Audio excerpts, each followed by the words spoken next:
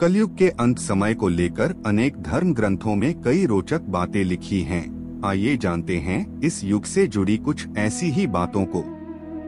ज्योतिष ग्रंथ सूर्य सिद्धांत में बताया गया है कि कलयुग 4,32,000 वर्ष तक रहेगा। वहीं देवताओं के इन दिव्य वर्षों के आधार पर 4 युगों की मानव सौर वर्षों में अवधि इस तरह है। सतयुग 4,800 दिव्य वर्ष 17,28,000 सौर वर्ष के बराबर। त्रेतायुग 3,600 दिव्य वर्ष 12,96,100 सौर वर्ष के बराबर। द्वापर युग 2,400 दिव्य वर्ष 8,64,000 सौर वर्ष के बराबर। कलयुग 1,200 दिव्य वर्ष 4,32,000 सौर वर्ष के बराबर। कलयुग में 16 वर्ष की आयु में ही लोगों के बाल पक जाएंगे और वे 20 वर्ष की आयु में ही वृद्ध हो जाएंगे। युवावस्था समाप्त हो जाएगी। यह बात सच भी प्रतीत होती है, क्योंकि प्राचीन काल में इंसानों की औसत उम्र करीब 100 वर्ष रहती थी। उस काल में 100 वर्ष से कहीं अधिक जीने वाले लोग भी हुआ करते थे, लेकिन आज के समय में इंसानों की औसत आयु बहुत कम 60 से 70 वर्ष हो गई है। भविष्य में भी इंसानों की औसत उम्र में कमी आने की संभावनाएं काफी अधिक हैं, क्योंकि प्राकृतिक वातावरण लगातार बिगड़ रहा है और हमारी दिनचर्या असंतुलित हो गई है। पुराने समय में लंबी उम्र के बाद ही बाल सफेद होते थे, लेकिन आज के समय में युवा अवस्था में ही स्त्री और पुरुष दोनों के बाल सफेद हो जाते हैं। जवानी के दिनों में बुढ़ापे के रोग होने लगते हैं। कलयुग में एक समय ऐसा आएगा जब पुरुष होंगे स्त्रियों के अधीन। भगवान नारायण ने स्वयं नारद को बताया है कि कलयुग में एक समय ऐसा आएगा जब सभी पुरुष स्त्रियों के अधीन होकर जीवन व्यतीत करेंगे। हर घर में पत्नी ही पति पर राज करेगी। पतियों को पत्नियों की डांटपट सुनना पड़ेगा। पुरुषों की हालत नौकरों के समान हो जाएगी। कलयुग के अंत समय में लुप्त हो जाएगा 8वां बैकुंठ बद्रीनाथ।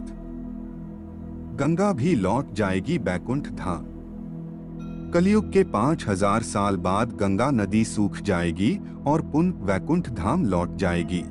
जब कलयुग के 10,000 वर्ष हो जाएंगे, तब सभी देवी देवता पृथ्वी छोड़कर अपने धाम लौट जाएंगे। इंसान पूजन कर्म, व्रत, उपवास और सभी धार्मिक काम करना बंद कर देंगे। कलयुग के अंत में अन्न और फल नहीं मिलेंगे।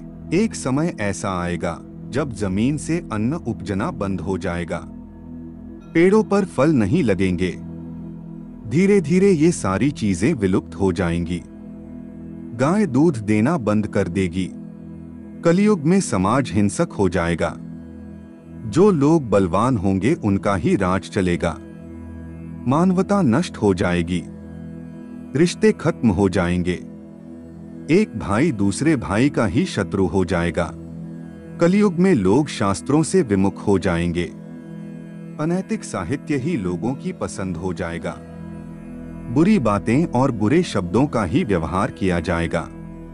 कलयुग में ऐसा समय आएगा जब स्त्री और पुरुष दोनों ही अधर्मी हो जाएंगी। स्त्रियां पतिव्रत धर्म का पालन करना बंद कर देगी और पुरुष भी ऐसा ही करेंगे। स्त्री और पुरुषों से संबंधित सभी वैदिक नियम विलुप्त हो जाएंगे। कलयुग में चोर और अपराधियों की संख्या इतनी अधिक बढ़ जाएगी कि आम इंसान ठीक से जीवन जी नहीं पाएगा।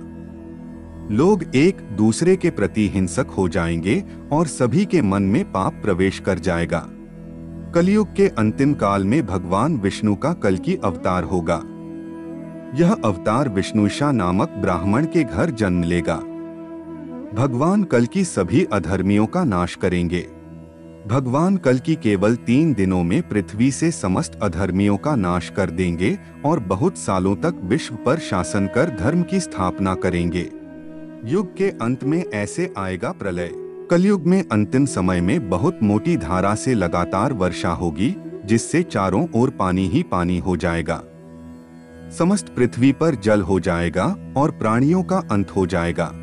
इसके बाद 1,70,000 वर्षों का संधिकाल, एक युग के अंत और दूसरे युग के प्रारंभ के बीच के समय को संधिकाल कहते हैं।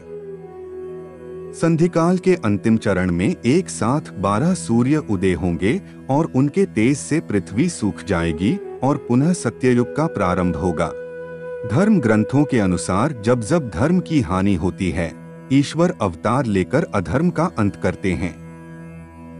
हिंदू धर्म में इस संदेश के साथ अलग अलग युगों में जगत को दुख और भय से मुक्त करने वाले ईश्वर के कई अवतारों के पौराणिक प्रसंग हैं।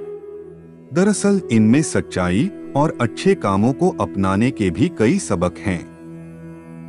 साथ ही इनके जरिए युग के बदलाव के साथ प्राणियों के कर्म, विचार व व्यवहार में अधर्म और पाप कर्मों के बढ़ने के भी संकेत दिए गए हैं। इस तरह से होगा कलयुग का अंत हमारे धर्म ग्रंथों के अनुसार से। अगर आप चैनल पर नए हैं तो सब्सक्राइब कर लीजिए।